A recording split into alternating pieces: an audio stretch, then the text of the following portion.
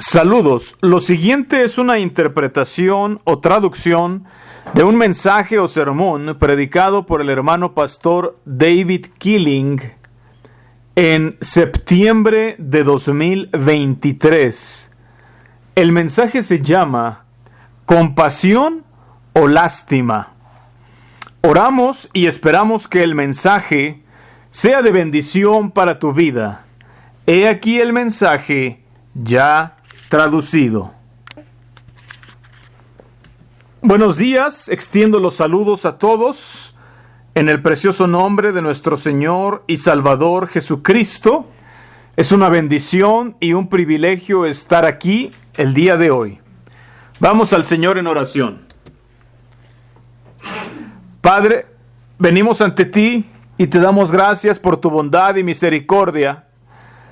Gracias por todo lo que haces por nosotros, por la vida que nos das. Ayúdanos a serte fieles.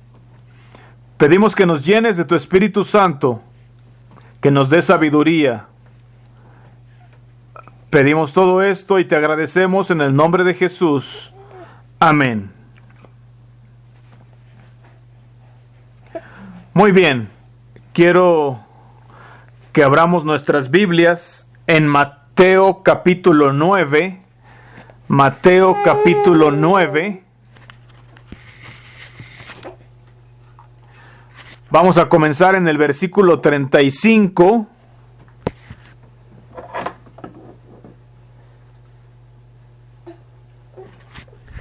Mateo capítulo 9, para comenzar en el versículo 35. Y antes de comenzar, estaba pensando esta mañana, ¿verdad? Relacionando la lección de los jóvenes con el último himno que entonamos, Grande es tu fidelidad. Y la tarea de los jóvenes fue: ¿cuál es la parte de Dios en la salvación y cuál es nuestra parte? La parte de Dios sencillamente es ser fiel. Y el hecho de que Dios es fiel a Él mismo, es decir, Dios es fiel a quién es Él, a su carácter. Y porque es fiel a su carácter, eso lo convierte en un ser fiel a todos aquellos que lo rodean, específicamente o especialmente fiel a aquellos a quienes Él desea salvar y alcanzar. Y esto es por causa de quién es Él y de cómo es Él. Su fidelidad, su amor, su carácter. Él no tiene que pensar, ¿verdad? O dudar cómo va a actuar o qué va a decir acerca de su amor por nosotros. No, es su naturaleza, es su carácter. Así es Él. Es quién es Él y cómo es Él, ¿verdad? Y recuerdo siempre ese pasaje cuando Dios dice, yo soy el que soy. Y más adelante Jesús también se presenta como yo soy, ¿verdad? Y siempre he dicho que un verdadero cristiano es un reflejo de Dios. Un cristiano no es alguien que está fingiendo o poniendo un espectáculo teatral, ¿verdad? Un cristiano no es alguien que está tratando de impresionar a los demás. Un cristiano es alguien que es, así como el gran yo soy. Yo soy el que soy. Un cristiano es lo que es y es quien es, ¿verdad?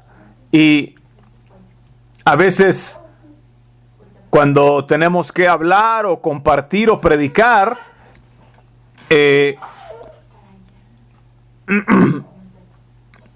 no promovemos que para poder hacerlo vayas y estudies un tema, ¿verdad? A fondo, para que puedas hablar acerca de ello. Más bien, el mensaje que podemos compartir tanto con las personas de allá afuera como aquí en la iglesia y lo que podemos compartir los unos con los otros es y debe ser lo que somos. Y no solamente lo que somos, sino a quién hemos encontrado y a quién hemos experimentado, es decir, a Dios, y cómo estamos siendo un reflejo de Él. Si tenemos que estudiar y estudiar y estudiar y estudiar para poder tener algo que decir acerca de Dios, mejor no digas nada, porque no tienes nada que decir acerca de Él, porque todo tu estudio y todo tu intento de tratar de descubrir algo acerca de Dios no vale, ¿verdad? Si no tenemos un mensaje para hablar acerca de Jesús y lo que Él ha hecho en nuestra vida y cómo se refleja, mejor quédate callado. No tenemos nada que hacer hablando acerca de Él. Y ahí es donde entra la religión, ¿verdad? Y las denominaciones. ¿Qué hacen? Promueven que vayas al seminario, ¿verdad? Y estudies las doctrinas correctas, según ellos, y comprendas la Biblia, ¿verdad? Con cierta manera metódica, en vez de ser un reflejo de quién es Él al mundo. Eso es lo que significa. Me parece que fue uno de los jóvenes, no sé si fue Roger, que compartió la historia del buen pastor, ¿verdad? Que tenía 100 ovejas y dejó 99 por la única que había perdido. ¿Qué hizo ese buen pastor? Fue buscando a esa que estaba perdida. ¿Por qué? Porque grande es su fidelidad. Él estaba siendo fiel a sí mismo, a su carácter. Su naturaleza era ir, arriesgarse, buscar y encontrar a la ovejita que se había perdido. Era lo natural para él, porque era su carácter que estaba produciendo esas cosas. ¿Verdad? A veces decimos, ay, tengo que ser más paciente, o tengo que trabajar en esto o aquello. Y el ánimo es, sé eso.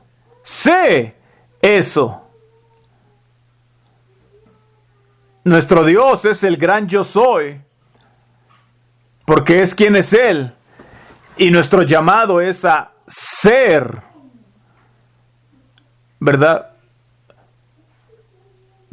No somos el todo del gran yo soy, pero somos o podemos ser un reflejo de ese gran yo soy. Y se trata de quiénes somos.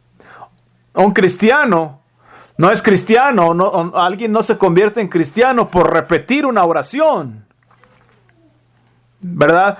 O por bautizarse, o por pensar que no, pues ya Jesús ya me perdonó porque murió en la cruz, ¿verdad? Y ya resucitó.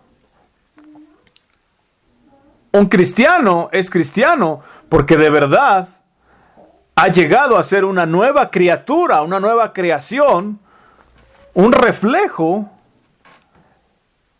de Dios. Ha nacido de nuevo. No solamente que ha nacido de nuevo para poder ser salvo y no irse al lago de fuego, sino nacer de nuevo quiere decir que tienes una pequeña chispa de ese yo soy eterno que ha venido a morar y a vivir en tu vida y llena tu corazón, y ahora eres un reflejo de ese gran yo soy. Por eso, como dije, si tenemos que estudiar tratando de entender quién es Dios antes de poderle hablar a cualquier persona acerca de Dios, o antes de poder dar un mensaje o lección, ahí hay algo que está faltando, ¿verdad? Nuestro testimonio de Dios es y debe ser lo que Dios ha hecho en y por nosotros. Contarlo y reflejarlo a los demás. Por eso es tan importante cuando hablo del perdón y la misericordia, y lo repito muchas veces, que la razón por la cual una persona puede perdonar y ser misericordiosa es porque ha gustado el perdón y la misericordia. Y lo contrario, la razón por la que alguien no puede perdonar es porque no sabe lo que es ser perdonado, ¿verdad? Y no necesitas estudiar toda la teología profunda para entender que Dios te perdona, ¿verdad? Cuando realmente te sabes perdonado por Dios, esa chispa se enciende y empieza en tu corazón y puedes voltear y ofrecer ese perdón a alguien más, a uno de tus semejantes.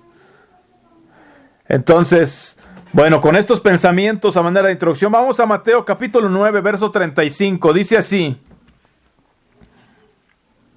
Dice, recorría Jesús todas las ciudades y aldeas, enseñando en las sinagogas de ellos y predicando el evangelio del reino, y sanando toda enfermedad y toda dolencia en el pueblo. Aquí nos detenemos, miramos al Señor Jesucristo, y cuando vemos a Jesús, ¿verdad? Y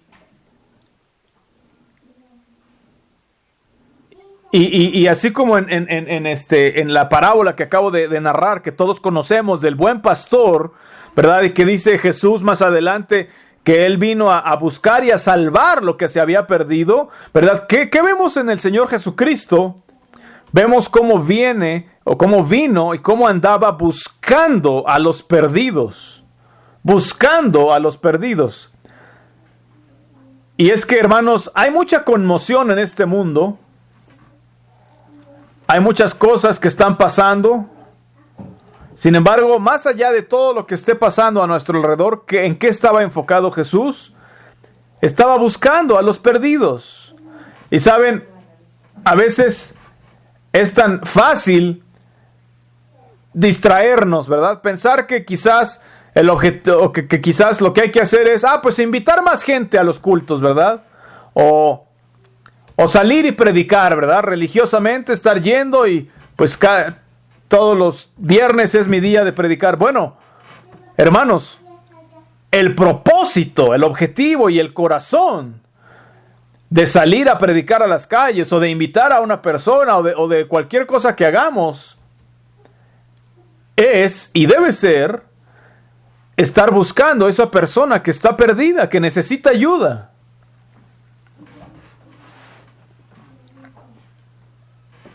Y hay veces que sí salimos a buscar, ¿verdad? Pero a veces la persona que podemos ayudar está ahí junto a nosotros o cerca de nosotros, ¿verdad? Que está necesitando ayuda esa persona. Y esto regresa a la fidelidad, ¿verdad? Grande es tu fidelidad, ser lo que fuimos creados para ser, lo que Dios quiere que seamos. Y conforme vamos por este mundo, en el camino, buscamos y vemos. Buscamos a alguien que necesite ayuda. Y a veces es tan fácil es distraernos encontrando a alguien que creemos que podemos ayudar, que vamos a resolver los problemas de alguien más.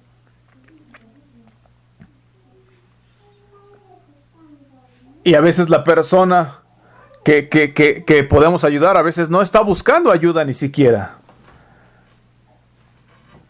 Verso siguiente, el 36 dice, bueno, leemos otra vez el 35. Recorría Jesús todas las ciudades y aldeas, enseñando en las sinagogas de ellos y predicando el evangelio del reino. El evangelio del reino. Ese es nuestro mensaje. El reino de Dios se ha acercado. El reino de Dios está aquí y ahora. Y está en medio de nosotros.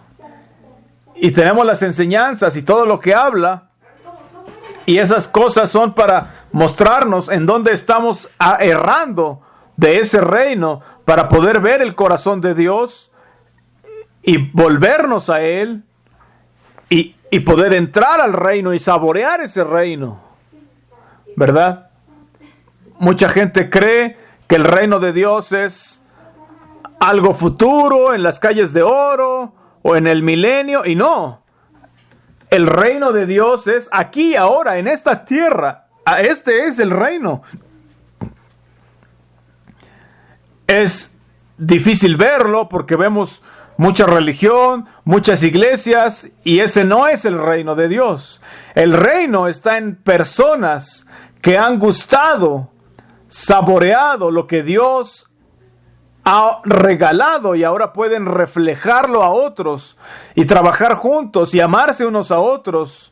No es una religión, no es una denominación, no es un grupo. El reino de Dios, sin embargo, el reino de Dios es tan real como Dios lo es, porque el reino es un reflejo de Dios mismo aquí en esta tierra. Es lo que Jesús vino a hacer, ¿verdad? Por eso le dice a los discípulos más adelante en Juan que las obras que yo hago, ustedes van a hacer mayores obras. ¿Por qué? Porque Él era un solo hombre ayudando a muchísima gente. Mientras que los discípulos, cuando los discípulos se hacen parte de Él y reflejan lo que Él ofrece a la humanidad, son muchos más, ayudando, buscando a los perdidos, sanando y ayudando de cualquier manera, y proclamando el evangelio del reino. ¿Cuál es el mensaje del reino? Es que tú y yo podemos ser partícipes o participantes de este reino celestial, de esta posición celestial, de este reflejo de Dios mismo y de su vida aquí y ahora en esta tierra. De eso se trata. Hasta que Cristo viniera, no podía hacerse eso. ¿Por qué? Porque los hombres estaban en esclavitud a Satanás. Pero cuando Él viene y muere y ofrece la libertad, el reino de Dios está ahora aquí y podemos ser parte de Él cuando estamos siendo un reflejo de quién es Él y de cómo es Él. Dice, predicando el evangelio del reino y sanando toda enfermedad y toda dolencia en el pueblo. Eso es lo que Él puede hacer, ¿verdad? Lo que nos ata, lo que nos aflige, lo que nos enferma y nos duele. Ahí es donde podemos ser sanados y restaurados. Y luego ya dice, verso 36, y al ver las multitudes, tuvo compasión de ellas. Y esto es al punto principal que quiero llegar sin que olvidemos todo lo demás que he venido diciendo. Compasión. Quiero hablar un poco de la compasión. Y comparar o contrastar más bien la compasión en contra de la lástima. Porque sí hay una diferencia.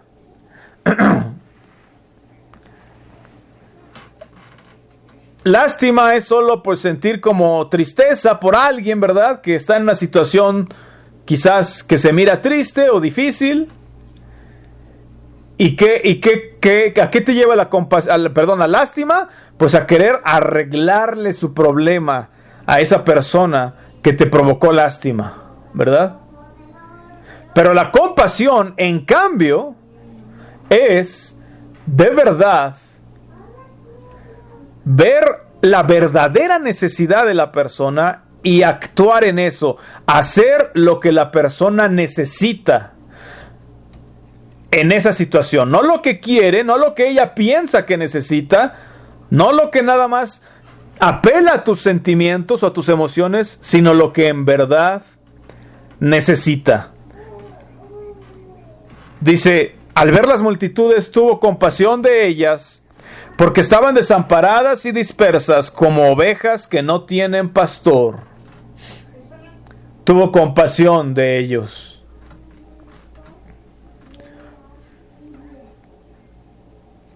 pensando en las diferencias entre la lástima y la compasión, ¿qué ejemplos puedo poner? Bueno, a veces vamos a Walmart y vemos personas que están cargando un letrero, ¿verdad? Personas pues que se ven pobres, sucias, a veces drogadictos, y están cargando un letrero que dice: necesito ayuda, dame una moneda, ¿verdad? Quizás dice un letrero: estoy sin techo, estoy sin casa, homeless, como dicen, ¿verdad? Y entonces, y hemos tratado ya de ayudarles, ¿verdad? De traerlos a la casa, hacer que se bañen, ofrecerles un trabajo, pero ellos no quieren la ayuda, no quieren ser ayudados. Lo único que quieren es que sientas lástima de ellos para que les ofrezcas una moneda o quieren que esa lástima logre que ellos de alguna manera tengan acceso a tu bolsillo y les des algún tipo de ayuda, entre comillas, y con eso puedan ir a drogarse, o no necesariamente, pero puedan sostenerse sin trabajar, ¿verdad? Y están usando la mecánica del ser humano, de las emociones, la lástima. Están queriendo apelar a tu lástima para que sientas ganas de ayudarlos. En cambio, la compasión es decir, sí, me encantaría ayudarlos, los amo porque son hechos a imagen de Dios, pero mientras no quieran ser ayudados y estén repitiendo el mismo patrón, no les está ayudando en nada lanzarles monedas para que puedan seguir con su vida hecha un desastre, ¿verdad? Pero compasión es ver más allá, ¿verdad? Quizás, probablemente hay alguien que no necesariamente está en la calle, que no necesariamente está cargando un letrero o teniendo a un bebé recién nacido para que sientas lástima y que, ay, me dé una moneda, ¿verdad? Es ver más allá de eso, ¿verdad? Más allá de esa persona que está de alguna manera manipulándote. A veces esas personas distraen, ¿verdad? Pero quizás hay alguien más en la orilla, o junto, o en la siguiente cuadra, ¿verdad? Que sí está necesitando ayuda y tal vez no le está pidiendo de una manera tan visible o tan espectacular, ¿verdad? Pero a veces no alcanzamos a ver a la persona que necesitaba ayuda porque nuestra lástima fue sobre el primero, ¿verdad? Pero la verdadera compasión es buscar, como dice aquí, que estaban desamparadas y dispersas como ovejas que no tienen pastor, alguien que no tiene dirección, ¿verdad? Y buscarlos a ellos y ayudarlos a ellos, ¿verdad? Hay muchas personas a quienes ayudar, solo que a veces hay tantas distracciones que no las alcanzamos a mirar y simplemente no las vemos. Pero Jesús fue movido a compasión. Por eso necesitamos revisarnos a nosotros mismos. Y pongo otro ejemplo que es importante, ¿verdad? Los padres muchas veces sienten lástima por sus hijos, porque pobrecito de mi niño, ¿verdad? Y cumplen sus antojos. Y en vez de tener compasión de su hijo y hacer lo que el hijo necesita, ¿verdad? La corrección, la disciplina, la guianza, la dirección, el regaño aún que el hijo necesita, los límites, el tiempo que necesita, en vez de ofrecerle todo eso a su hijo, el papá o la mamá tiene lástima y pobrecito, y mejor le doy algo para que se esté quieto y tranquilo y callado, ¿verdad? Su dulce que quería, o X, o el teléfono,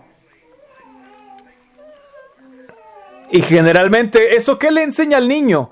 Pues no le enseña otra cosa más que aprender a cómo manipular a su papá y a su mamá, ¿verdad? Para poder obtener lo que se le antoje, lo que le dé su regalada gana. ¿Y qué? Si lo llevas unos años después, cuando ya ese niño se convirtió en adulto, ¿qué hace? Pues es como esos que vemos en Walmart, que están con un letrero diciendo, no tengo ni casa, y que quieren alcanzar tu bolsillo por la lástima, ¿verdad?, que provocan. Han aprendido a manipular, y eso no es compasión. De hecho, es algo malo, porque al manipularnos unos a otros, o al manipular a una persona, ¿sabes a qué llegas? Llegas a creer que puedes manipular a Dios. Y ese es el corazón de mucha parte de la religión, que no, pues, si creo lo suficientemente fuerte, o si tengo esta experiencia emotiva, o si me bautizo, ¿verdad?, o si guardo estas reglas, pues Dios me va a salvar. O esos de la prosperidad que dicen, no, pues, si pides algo, Dios te lo tiene que dar, ¿verdad?, a fuerzas.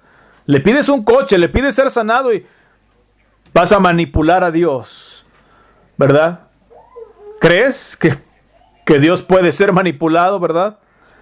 Pero la compasión va más allá. La compasión ve más lejos y además se toma el tiempo y el esfuerzo de prestar atención. Y como dije, eso empieza en casa, en el hogar, con tus hijos. Toma el tiempo de prestar atención a tus hijos y a cómo trabajar con ellos. Sí lleva tiempo, sí lleva esfuerzo, sí te vas a cansar, sí te va a robar, entre comillas, tiempo. Y sí hay un momento en que sí necesitan vara o golpes o algún tipo de castigo corporal u otro castigo o disciplina, pero como siempre he dicho, la mayor parte de veces, cosas que ellos hacen es porque tú no te has tomado el tiempo ni el esfuerzo de conocer quiénes son tus hijos y trabajar con ellos y ver sus problemas y tener la paciencia de trabajar con ellos, ¿verdad? Como siempre digo, si les quieres enseñar algo, les quieres enseñar a hacer algo y empiezan a hacerlo y lo hacen mal, fallan unas 2 o 3, ¿y qué hacemos? Déjalo, yo lo hago. Y con eso estabas demasiado ocupado como para tomarte el tiempo de hacer lo que realmente necesita ser hecho. Toma tiempo, toma paciencia, toma sabiduría para ver una verdadera necesidad en vez de solamente ser movido con un poco de lástima, ¿verdad?, que no produce nada bueno.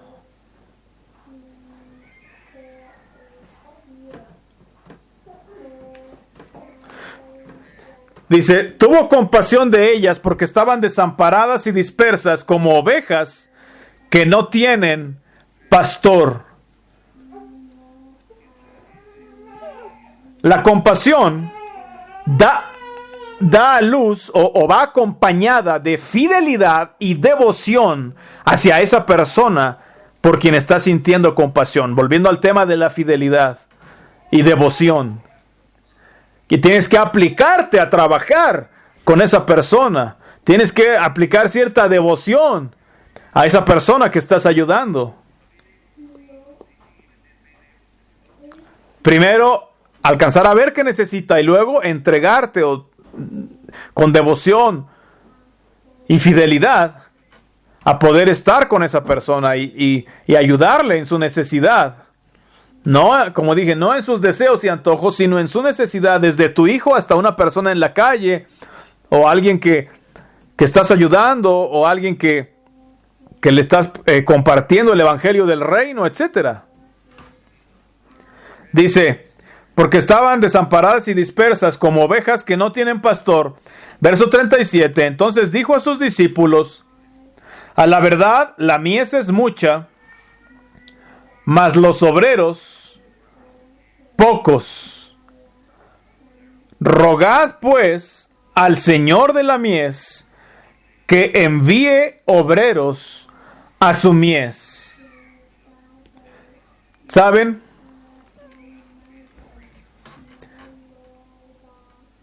Hay mucha obra que hacer y hay pocos obreros. Y esto no necesariamente estoy hablando de salir a las calles y ser un gran predicador, un gran profeta, ¿verdad? Para empezar, tiene que empezar con que seas un vidente. Y cuando digo vidente es alguien que pueda alcanzar a ver las necesidades. Para alcanzar a ver quién necesita ayuda.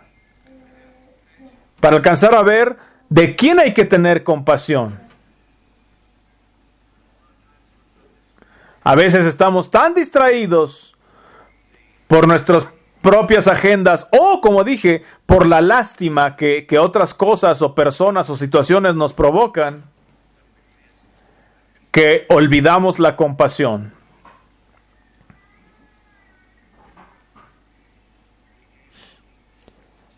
El Señor vino a buscar a las ovejas que se habían perdido. Y esa es nuestra tarea, estar buscando a los perdidos, buscando a los necesitados. ¿Saben? Vas manejando y hay muchas personas, pero si estás prestando atención, de pronto ves a alguien que sí necesita algo, necesita ayuda. Y el desafío y el ánimo es hacer eso, ¿verdad? Jesús vino al mundo y dijo, como el Padre me envió, así también los envío yo, ¿verdad? Y Él nos mandó no necesariamente a un lugar remoto que vayas ahí a predicar de misionero, sino simplemente conforme vas al mundo, ver esos perdidos o esas personas que necesitan ayuda. Porque ¿qué fue lo que hizo el Padre mandando a Jesús? Lo envió a vivir entre los hombres, como uno de los hombres, como hombre, enseñarles acerca del Evangelio del Reino, sanarlos, ayudar a quien pudiera ayudar, a quien realmente necesitaba ayuda, ser un reflejo de Dios el Padre. Y ahora, así como el Padre lo envió, ahora Él nos envía a nosotros. Y es lo único que te envía a hacer. Lo mismo que Él ya hizo. Todo empieza con ser un reflejo del carácter de Dios, como dije al principio. Que Dios les bendiga y que Dios bendiga su palabra.